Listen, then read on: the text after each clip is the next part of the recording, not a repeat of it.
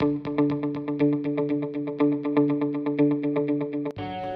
दोस्तों, स्वागत है आपका। आज की क्लास में हम पॉलिटी जो है कंटिन्यू करेंगे और आज हम क्लास 4 के तहत जो है 1833 के चार्टर एक्ट से शुरू करेंगे। इससे पहले हम जो है 1773 और 84 का एक्ट जो है डिस्कस कर चुके हैं। उसके लिए आप जो है पहली क्लासेज ज़रूर देखें, उसका लिंक आपको डिस्क्रिप्शन में मिल जाएगा। तो चलिए शुरू करते हैं 1833 का जो है चार्टर एक्ट। इसमें दोस्तों क्या देखिए, पहले हम जान चुके हैं कि सैपरिषद गवर्नर जनरल में जो है 1773 के एक्ट में 4 जो है सदस्य थे। उनमें 1784 में उन्हें घटाकर जो है लॉर्ड कॉर्नवालिस के आने पर जो है 3 कर दिया गया था। और अब जो है 1833 के एक्ट में दोस्तों क्या कर दिया गया था, जैसे ये है, पहले इसमें 3 सदस्य थे सैपरिषद गवर्नर जनरल में। अब इसमें जो है एक पद जो है और जोड़ दिया गया। ये दोस्तों अस्थायी पद था,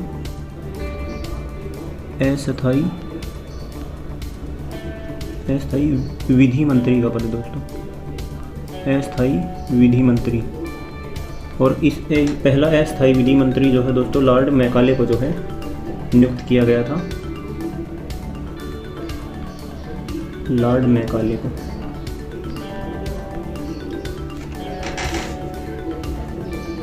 इससे पहले दोस्तों हम देखिए, हमने डिस्कस किया था कि जो है अब जो है ब्रिटिश संसद ने जो है कंपनी पर अपना थोड़ा अधिकार जमाना शुरू कर दिया था, जिसके तहत जो है अब कंपनी के गवर्नर जनरल का जो है मुख्य कार्य जो है केवल कानून बनाने तक जो है सीमित हो गया था। उसे जो है अब इसके तहत दोस्तों क्या कर दिया गया था, जैसे उस समय 4 ब्रिटिश प्रांत थे जो है पहले, इससे 1833 के एक्ट से पहले सभी प्रांत अपने लिए अलग अलग जो है कानून बना सकते थे। अब इस एक्ट के तहत क्या कर दिया गया कि सभी कानून बनाने की शक्ति जो है गवर्नर जनरल को दे दी गई।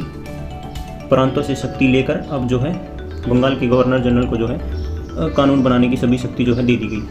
और अब जो है इसी कारण जो है इसका पद बढ़ाकर दोस्तों ब्रिटिश भारत का गवर्नर जनरल कर दिया गया था। भारत का इसे हम नहीं कहेंगे, इसे हम बोलेंगे ब्रिटिश भारत का गवर्नर जनरल दोस्तों कर दिया गया था। इसीलिए इसमें 2-3 और मुख्य प्रावधान किए गए थे जो दोस्तों। इसमें जो है दंड संहिता में एक रूपता लाने के लिए जो है मैकाले की अध्यक्षता में एक विधि आयोग का गठन किया गया था। मैकाले की अध्यक्षता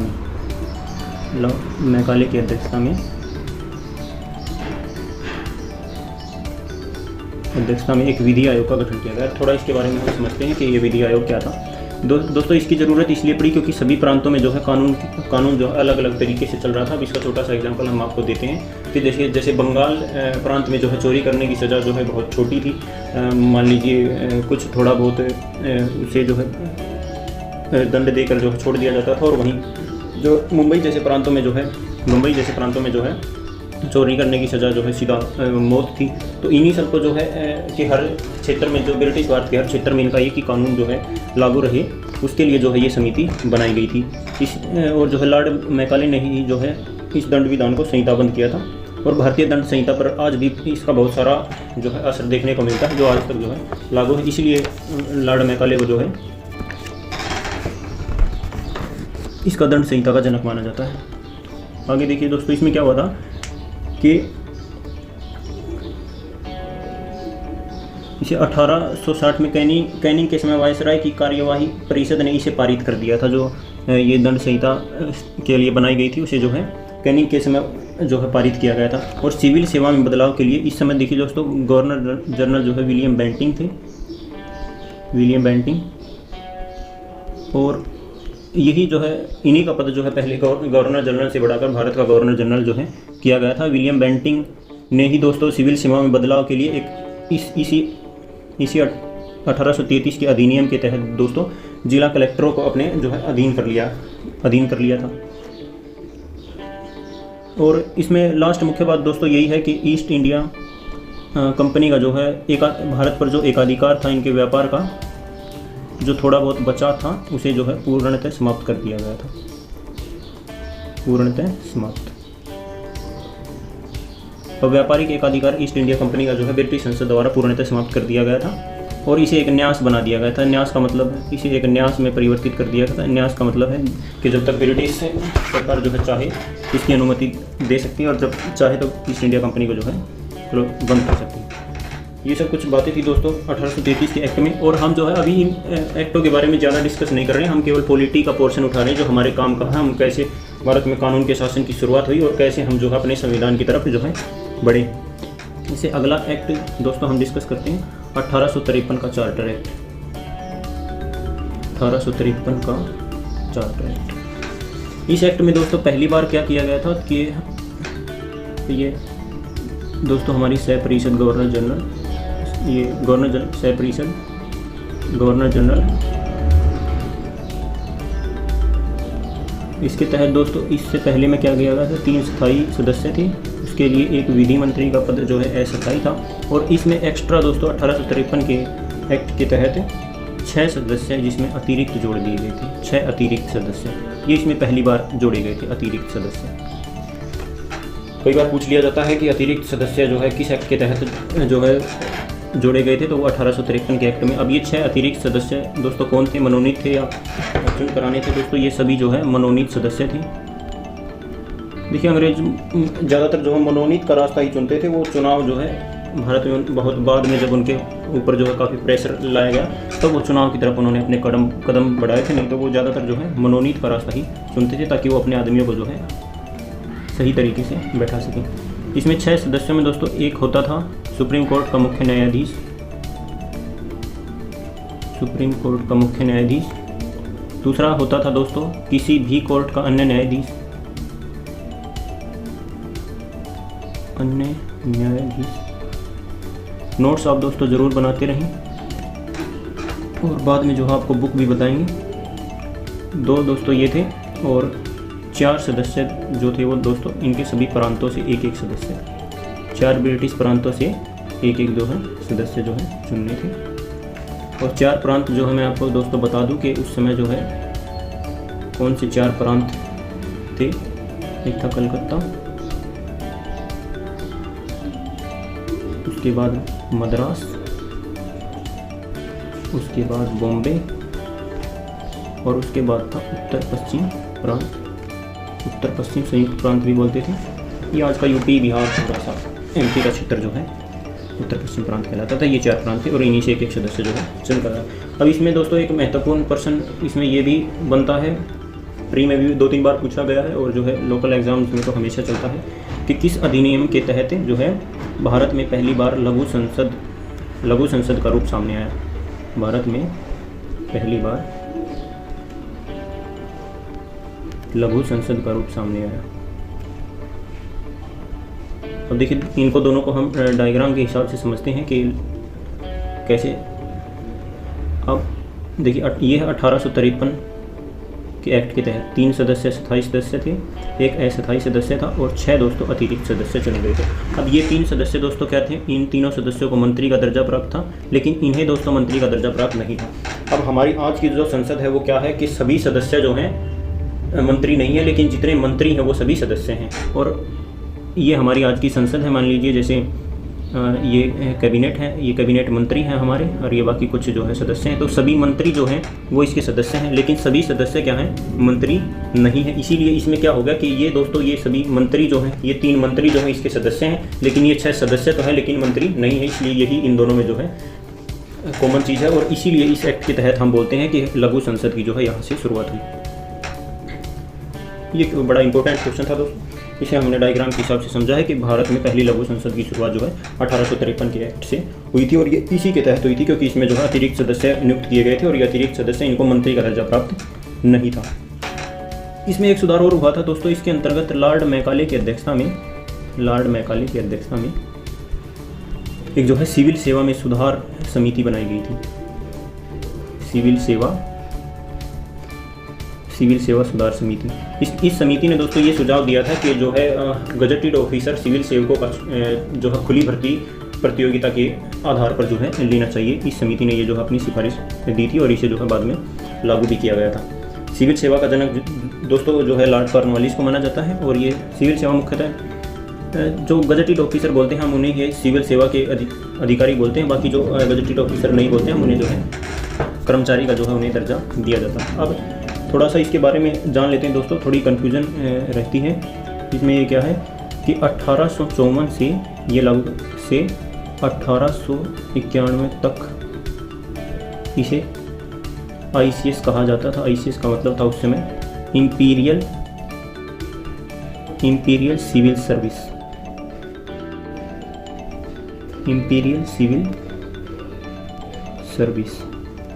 सिविल सर्विस। देखिए नाम इसका ICS ही रहता है आगे चलकर भी, लेकिन जो है इसकी जो है फुल फॉर्म जो है चेंज हो जाती है और इसी में जो है कन्फ्यूजन काफ़ी पैदा होती है। और 1892 के बाद इसका नाम हो गया था इंडियन सिविल सर्विस।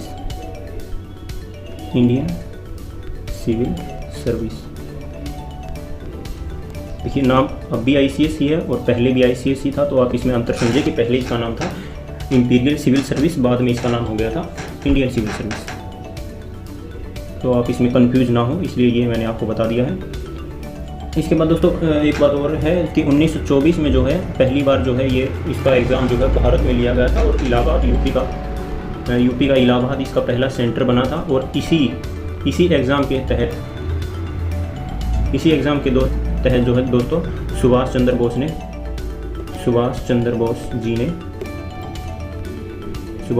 जी ने 4th रैंक हासिल की थी, 4th रैंक।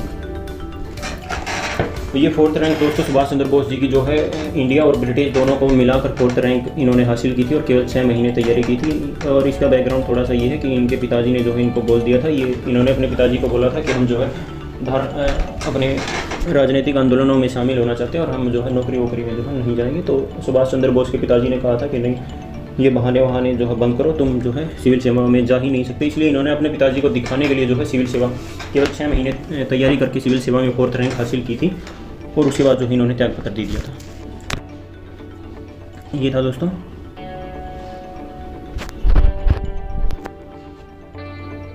1853 के एक्ट की मुख्य चीज़ें दोस्तों हमने ये देख ली हैं। इसके बाद दोस्तों अगला एक्ट आता है 1858 का भारत शासन अधिनियम।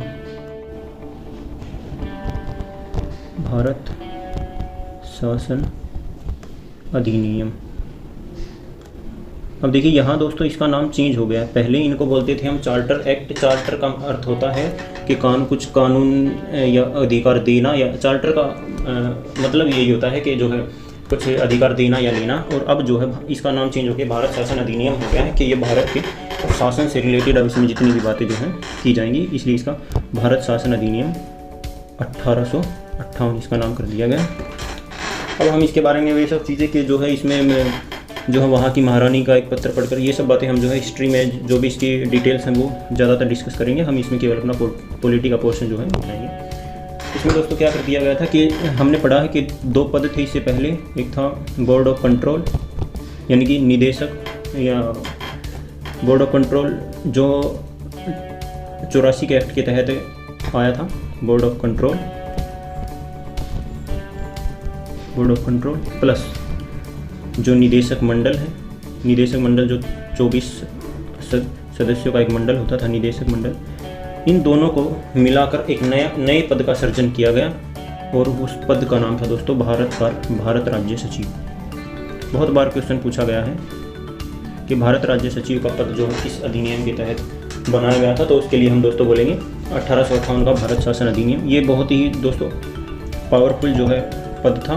यह सीधा जो है ब्रिटिश संसद के प्रति जवाबदेह होता था और इसे जो है ब्रिटिश कैबिनेट मंत्री का दर्जा जो है भारत राज्य सचिव को प्राप्त था। अब जो है भारत में जो है सिविल सेवा के जितने भी भारत में सिविल सेवा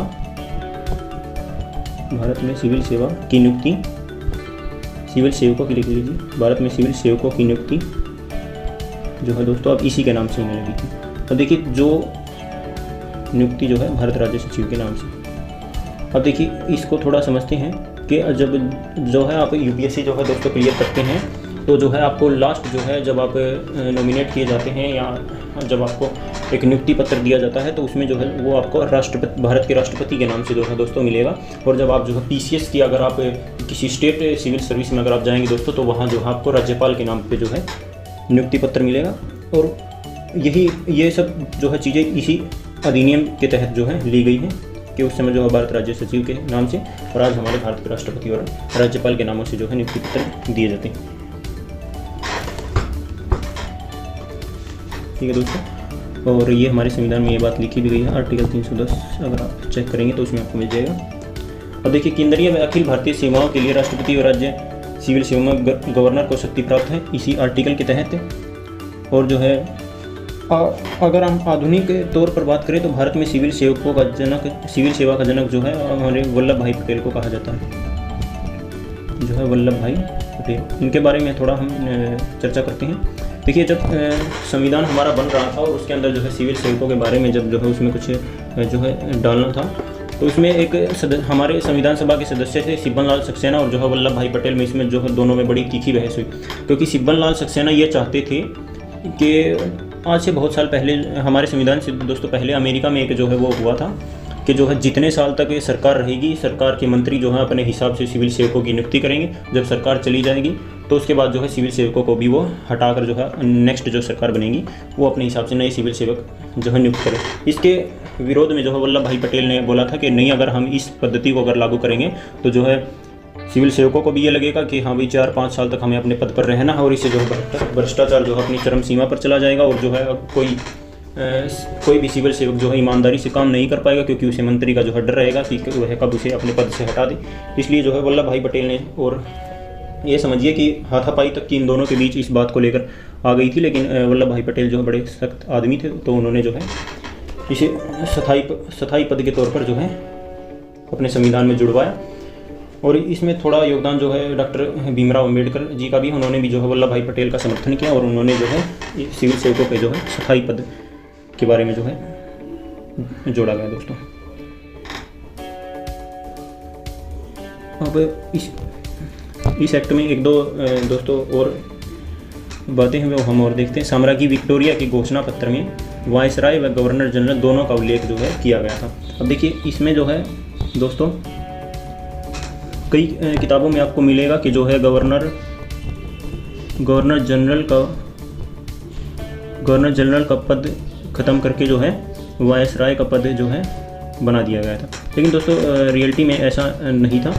देखिए, गवर्नर जनरल वो एक ब्रिटिश सेना के कमांडर के रूप में था और वायसराय वो तब था जब वो किसी भी जो है महाराजा या किसी से भी जो है ब्रिटिश महारानी के जो है थ्रू जो है किसी से मिलने जाएगा या उनके द्वारा नॉमिनेट किया गया होगा, तो उस पद को जो है तब हम वायसराय कहते हैं। और जो वो ब्रिटिश कंपनी के लिए जब कार्य करता है तो उसे गवर्नर जनरल, हालांकि दोनों ही पद जो है कंटिन्यू रहे थे, लेकिन इनका जो है अलग अलग जगह पर जो है थोड़ा नामकरण जो है चेंज कर दिया गया था। और जो है गवर्नर जनरल के रूप में वह जो है अब जो है भारत राज्य सचिव, जो भारत राज्य सचिव का जो है पद बनाया गया था, गवर्नर जनरल जो है अब भारत राज्य सचिव के प्रति जो है उत्तरदायी था। हमने आपको बता दिया है कि ये पद जो है बहुत ही शक्तिशाली पद था और ब्रिटिशों ने ये जो है बड़ी सोच समझ के बहुत शक्तिशाली पद जो है बनाया था और जो है गवर्नर जनरल जो है भारत राज्य सचिव के जो है प्रति उत्तरदायी था। ये 1858 के अधिनियम की मुख्य बातें थी दोस्तों। इससे आगे हम जो है अगली क्लास में कंटिन्यू करेंगे और आप जो है इन सब को समझने के लिए हम एक प्रॉपर वे में चल रहे हैं और इसके लिए आप जो है पहली क्लास से ज़रूर देखें और पहली क्लास से ही आप देखते हुए आए, वरना जो है क्योंकि हम कानून के शासन की शुरुआत कहाँ से हुई, कैसे हुई, हम अपने संविधान की तरफ कैसे बढ़े, ये सब चीज़ें हम शुरुआत से डिस्कस करते आ रहे हैं। इसलिए पहली क्लासों को जरूर देखें और हम अगली 2 या 3 क्लासेस में जो है ये एक्ट ख़त्म करके उसके बाद हम अपनी पॉलिटी शुरू करेंगे, जो अपने संविधान के बारे में जानेंगे।